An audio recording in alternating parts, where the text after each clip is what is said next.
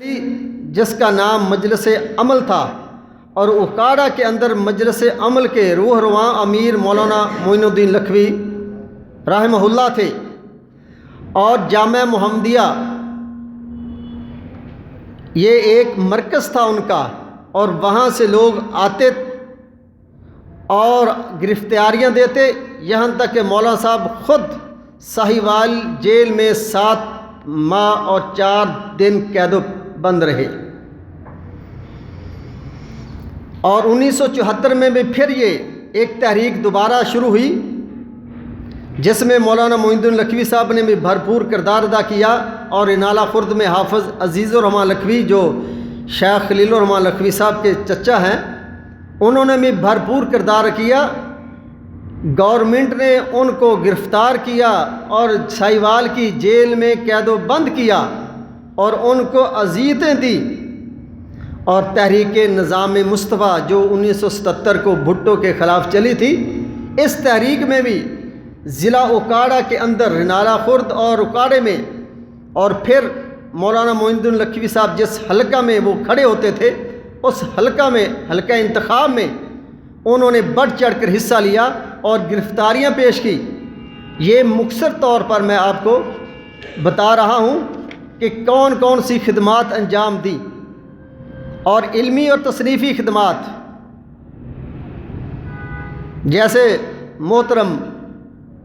بتا رہے تھے کہ لکھوی خاندان کی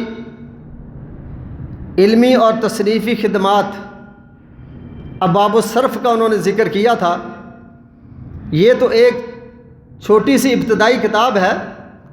جیسے میں نے پہلے بتایا ہے کہ تفسیر محمدی جو پنجابی نظم میں 7 جلدوں پر جو اب چھپی موجود ہے، وہ حافظ محمد لکھوی صاحب نے لکھی، اور قرآن مجید کا ترجمہ فارسی میں بھی لکھا، اور اس کے علاوہ احوال الآخرت اور زینت الاسلام، یہ 2 پنجابی میں ایسی کتابیں ہیں کہ ہندوستان کے اندر مائیں اپنے بچوں کو یہ کتابیں ضرور پڑھاتی تھیں، جس کے اندر قیامت کے احوال ہیں، محشر کے احوال ہیں۔ یہ کتابیں بہت مشہور و معروف ہیں، اور اس کے علاوہ قوانین الصرف، علم المعانی، علم النحو، قوانین الصرف، فرق اسماعیلیہ، ترکیب القرآن، اور اکثر کتب جب پاکستان کی بنیاد رکھی گئی، پاکستان بنا، تو لکھوں کے میں ایک مدرسہ محمدیہ قائم تھا، اور اس کے اندر لائبریری مکتبہ تھا، اور اس کے اندر جتنی بھی کتابیں تھیں، مطبوعہ غیر مطبوعہ نسخ، جتنی بھی کتابیں تھیں، سب کی سب وہ وہاں ہی رہ گئی، اور تمام علمی سرمایہ وہ ضائع ہو گیا۔ بعض کتابیں ساتھ لے کر آئے، تو یہ وہ احوال تھے علمی اور تصنیفی لحاظ سے۔ اور دینی مدارس اور مساجد کا یہ تو آپ کو خوبی علم ہے کہ مدارس اور جامعات اسلام کے قلعے ہیں، انہی سے دین اور اسلام کے اشاعت کے لیے معلمین، مدرسین پیدا ہوتے ہیں، اور آپ حضرات بھی انہی میں سے خوش نصیب ہیں جن کے متعلق رسول اللہ صلی اللہ علیہ وآلہ وسلم فرمایا خیرکم من تعلم القرآن وعلمہ، اور یہ جامعات اور مدارس ہی ہیں اور مساجد ہی ہیں۔ لیکن سب سے پہلا مدرسہ جو مدرسہ محمدیہ تھا لکھوں کے میں، جو اصل میں اس وقت ہی قائم ہوا تھا جب حافظ احمد نے اپنی اولاد کی تربیت کی اور ان سے کھلایا پڑھایا، لیکن باقاعدہ اس کا اجرا حافظ محمد لکھوی نے 1856 میں کیا، اور یہ درسگاہ مدرسہ محمدیہ جو دارالعلوم دیوبند میں ہے، اس سے 10 سال یہ مدرسہ بڑا ہے۔ آپ اندازہ لگائیں، اتنا پرانا مدرسہ، اور جس کے اندر کتنے ہی طلبہ کرام آئے، فارغ ہوئے، کتنے مدرسین معلمین آئے، اور پھر یہی مدرسہ پاکستان میں جامعہ محمدیہ اکاڑا میں قائم ہوا، اور اس میں بہت سے علماء کرام نے علوم دینیہ سیکھے، اور یہاں تک کہ ایک شخصیت جو ہے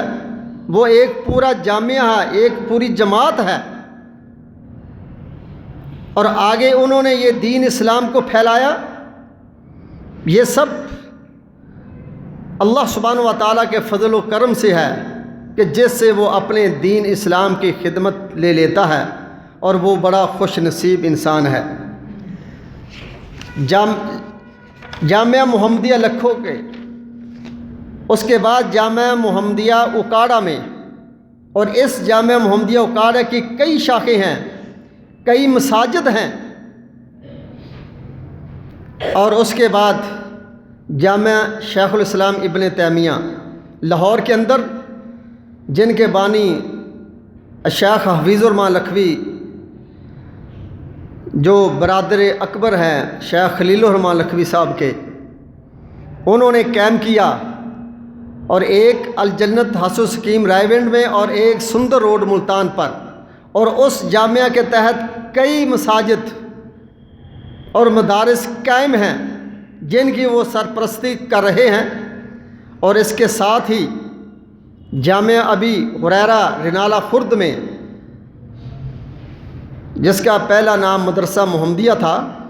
مولانا یوسف قصوری صاحب، مولانا شریف حصاری صاحب جانتے ہیں، دیکھا ہے۔ یہ وہ مدرسہ جو 1961 میں حافظ عزیز الرحمن لکھوی مرحوم نے یہ قائم کیا تھا،